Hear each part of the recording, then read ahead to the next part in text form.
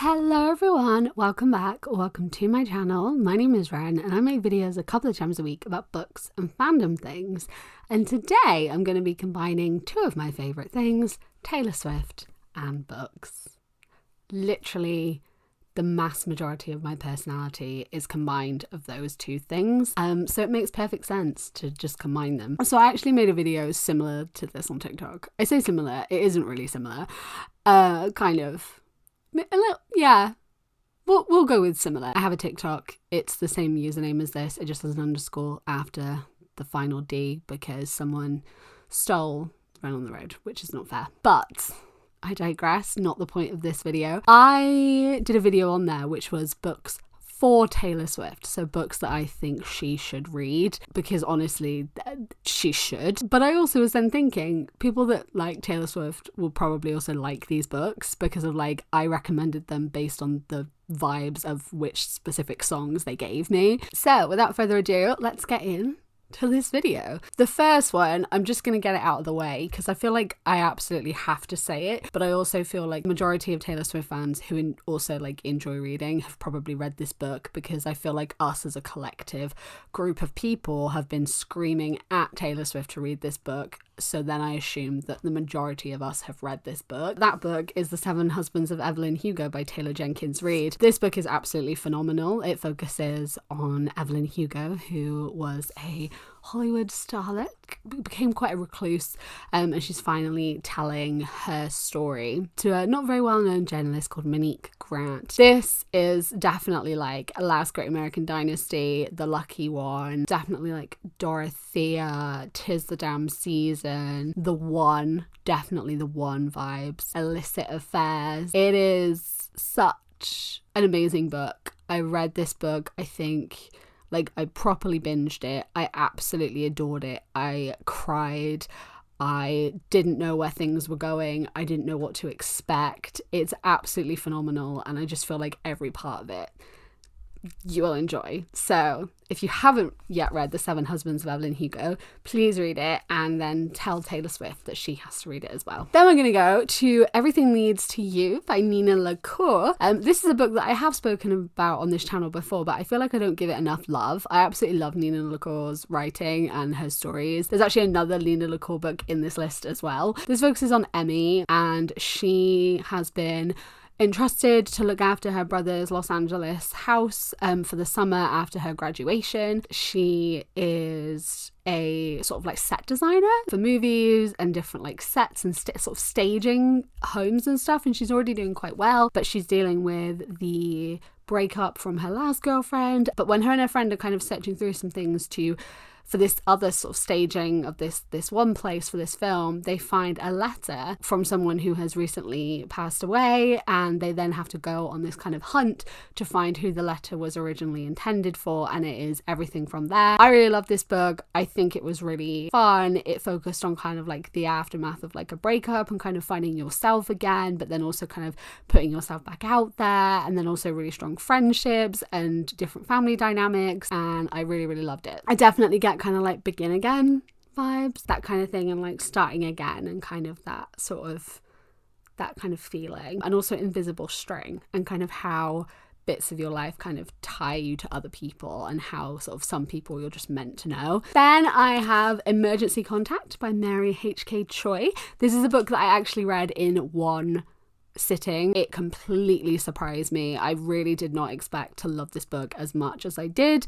Obviously I expected to enjoy it, otherwise I wouldn't have bought it, but it completely surprised me with how much I enjoyed it. It was so good, and I think it's brilliant. And it focuses on Penny and Sam, and Penny is a freshman in college, and she's kind of trying to figure out her life in college, and then we also have Sam, who's a little bit stuck. He wants to be a director, but he's kind of in this place of struggling kind of for inspiration, and neither of them are kind of in this place to date right now, but they meet kind of on the off chance, and they become each other's like emergency contacts. So a lot of their relationship is kind of over text, and it's kind of how things develop and those sort of new dynamics. Definitely, again, begin again vibes, everything has changed vibes, it's nice to have a friend, mine vibes, delicate vibes. I love this book and definitely one that I would recommend. Then we have the other Nina LaCour book, which is We Are Okay. And this focuses on Marin, who has kind of uprooted her life and kind of just left. And she hasn't spoken to anyone since she's done that, but now her old best friend is coming to visit her, and she kind of has to face everything that happened in her past and deal with everything. Finally, everything's kind of coming to the surface, her feelings and different emotions, and this one is definitely an emotional whirlwind of a book. And kind of being in Marin's headspace is a really interesting place to be. I think that it's a really important book. It's really short, but it's one that I think really kind of like packs a punch when it comes to kind of emotions and our mental health and kind of how we as people deal with the things that happen to us. This is one that kind of gives me This Is Me Trying, The Archer vibes, tied together with a smile, tolerate it, it's time to go. A little bit of Call It What You Want, but kind of not from the like romantic side of things, but kind of the way that in Call It What You Want she's talking about like my castle crumbled overnight, like that kind of thing. But just like a sprinkle of Call It What You Want is in this one. But I really like it. I read it the first time and then I read it twice to try and like figure out like kind of more, because I feel like it's a really important one and it's got quite a lot sort of underlying to it. Then we have Eliza and Her Monsters by Francesca Zappia, a book that I read in one go on holiday, literally one sitting, sat there, and then I remember just being in the bath sobbing. I did not expect for this book to hit me the way that it did, but it did. It focuses on Eliza, and she is the creator of a really famous webcomic series, but no one really knows in her real life that it's her. Like her family do and stuff because she makes money from it, but not many people really know that it's her.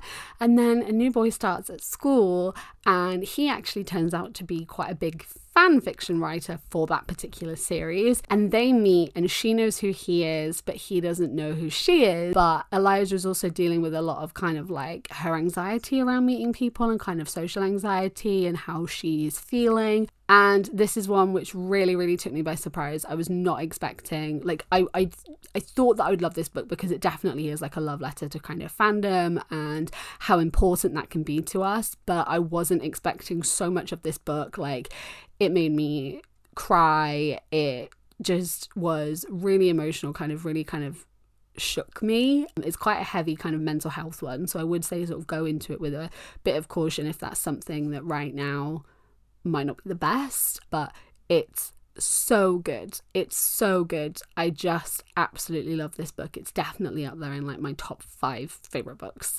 as is Evelyn Hugo, just to put that out there. This is another one which definitely gives me This Is Me Trying vibes, and again the Archer vibes, but You Are in Love, Invisible String again. Even now, to be honest, Run from the Vault on Red Taylor's version, definitely get those vibes from this one. Then we have Get Alive Chloe Brown by Talia Hibbert. We'll just give a warning, this book is quite smutty, so if you don't like that kind of thing, just as a heads up, I was not expecting it when I went into this book. I listened to the audiobook and it took me by surprise.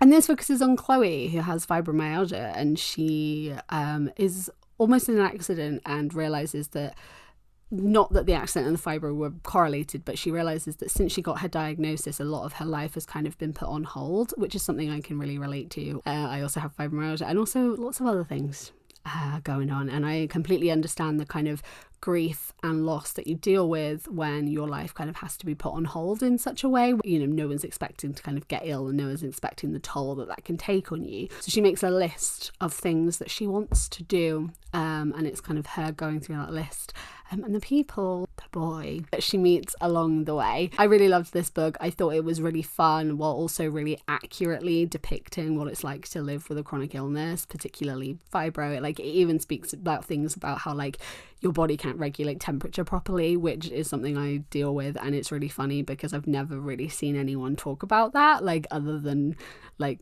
people, like medical people that I talk to, that I see at appointments. It was really nice to kind of see little bits like that in the book, and that it focused on kind of everything as a whole rather than just like you use a cane. So I thought it was a really good representation. I absolutely loved it. I think it's a really, really, really good book. This gives me Today was a Fairy Tale vibe, The Way I Loved You, but like in the sense of not with the guy that she's like, the guy that she actually misses, like The Way I Loved You, like their kind of whole dynamic is like that, but in like a nice way. Absolutely lover vibes.